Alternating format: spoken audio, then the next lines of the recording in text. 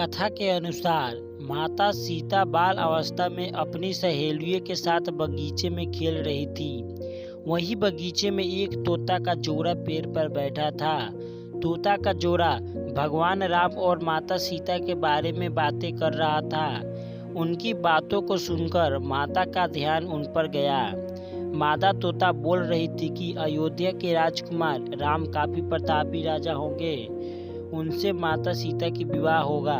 तोते के मुख से भावी पति का नाम सुनकर माता सीता अचंभित हो गई। उन्हें अपने बारे में और जानने की इच्छा जागृत हुई।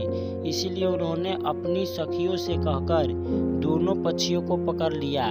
फिर उन दोनों को पुचकाकर पूछा कि भविष्य के बारे में इतना ज्ञान कहाँ से प्राप्त हुआ। तब पक्षियों ने बताया कि इससे पहले हम महर्षि वाल्मीकि के आश्रम में रहते थे, जहाँ हर रोज राम और सीता के जीवन के बारे में बताया जाता है। इसीलिए उनके दोनों के बारे में हर चीज कंठस्थ याद हो गई है। सीता जी ने पक्षियों से कहा कि जिस जनक पुत्री सीता की तुम लोग बात कर रहे हो वह मैं ही हूँ। मुझे मेरे और राम के बारे में और भी बातें जाननी है। तब नर तोता ने कहा कि हे सीता, आपका विवाह अयोध्या के राजा दशरथ के ज्येष्ठ पुत्र से साथ आपका विवाह होगा और आपकी जोड़ी तीनों लोक में सबसे अद्भुत होगी। सीता जी सवाल पूछती रही और दोनों तोता जवाब देते रहे। सीता जी ने कहा कि जब मेरा विवाह नहीं हो जाता तब तक तुम दोनों मेरे साथ ही राजमहल में रहोगे और तुम वहाँ सारी सुख सुविधा मिलेगी। सीता जी का बात सुनकर तोता का जोड़ा घबरा गया।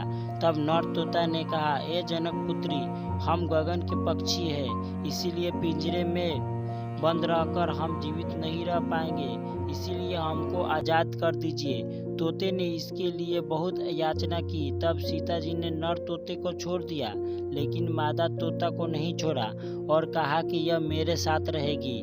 नर तोता ने कहा कि मेरी पत्नी गर्भवती है, इसीलिए ऐसे समय में उसको जाने दे। हम दोनों एक दूसरे के वियोग सहन नहीं कर सकते, इसीलिए आप मेरी पत्नी को जाने दे। लेकिन सीता जी ने उनकी एक न सुनी। इस पर मादा तोता को बहुत गुस्सा आया और शाप दिया कि जिस तरह तुमने गर्भावस्था में मेरे पति के मुझसे अलग कर दिया है, वैसे ही गर्भावस्था के दौरान तुमको भी पति वियोग सहना पड़ेगा। इतना कहकर ही मादा तोता ने अपने प्राण त्याग दिए। मादा तोता का प्राण त्यागने के कुछ समय बाद नर तोता ने पत्नी के वियोग में प्राण चले गए। इससे माता सीता को बहुत दुख हुआ, लेकिन तब तक बहुत देर हो चुकी थी। बताया जाता है कि अगले जन्म में तोता वही धोबी था जिसने माता सीता के चरित्र पर उंगली उठाई थी। जिसके बाद भगवान राम ने सीता का गर्भावस्था के दौरान त्याग कर दिया। तब माता सीता महर्षि वाल्मीकि के आश्रम पहुंची और वहां उन्होंने लव कुश को जन्म दिया। देवी सीता के वियोग की कथा अन्य पुराणों में यह भी मिलती है कि उनका संबंध देवर्षि नारद से माना जाता है। कथा के अनुसार एक बार नारद जी को अभिमान हो गया था कि कामदेव भी उनकी तपस्या को और ब्रह्मचर्या को भंग नहीं कर सकता। उन्होंने यह बात अभिमान में शिवजी के बाद श्रीहरि को बताई। तब श्रीहरि ने एक योजना बनाई कि नारद को इस बात का घमंड हो गया है, जो कि सही नहीं है। इसके लिए उन्होंने एक योजना बनाई और माया रची। जैसे ही श्रीहरि ने प्रणाम करके नारद मुनि आगे बढ़े, तब उनको एक भवन दिखाई दिया जहाँ राजकुमारी विश्व मोहिनी को देखकर वह मोहित हो गए। यह सब एक माया थी। राजकुमारी का रूप नारद जी का ताप भंग कर चुका था और वह राजकुमारी को पाने के लिए भगवान विष्णु के शरण में पहुँचे और कहा कि हे प्रभु, आप मुझे अपना श्रीहरि का सुंदर रूप दे दीजिए। तब भगवान ने कहा कि हे नारद जी, ऐसा ना हो कि आप इस रूप को लेकर बाद में पछताए। दरअसल नारद जी राजकुमारी का रूप देखकर भूल गए थे कि उनका एक वर वानर का भी रूप है। तब उन्होंने वही रूप नारद जी को दे दिया। नारद जी ने भगवान विष्णु को दिया शाप। जब नारद जी राजकुमारी के स्वयंवर में पहुंचे तब पूरी सभा बंदर वाले मुख को देखकर हंसने लगी और राजकुमारी ने भी मुख को देखकर वरमाला नहीं पहनाई।